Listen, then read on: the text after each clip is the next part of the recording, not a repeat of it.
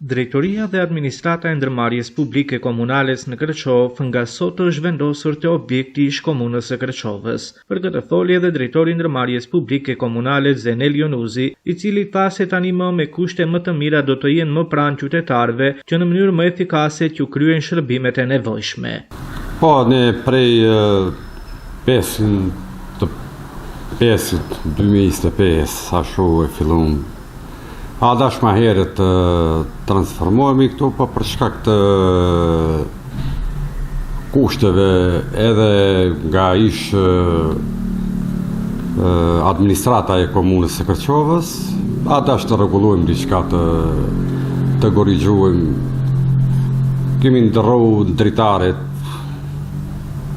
për shkak të jemi sa më efikas gjatë sezorit të dimrit. Edhe një pjesë e administratës edhe drejtoria jemi transferu këto me qëllim që qytetarët ta kenë më afër, se në drejtorinë më herët ku kemi qenë te rruga magjistrale për në Ohër, ishim pak si në periferi.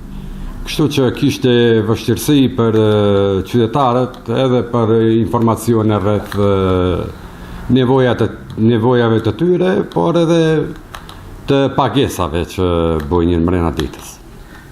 Po normalisht tani edhe punëtorët do të kenë kushte më të mira, hapësira më të mira.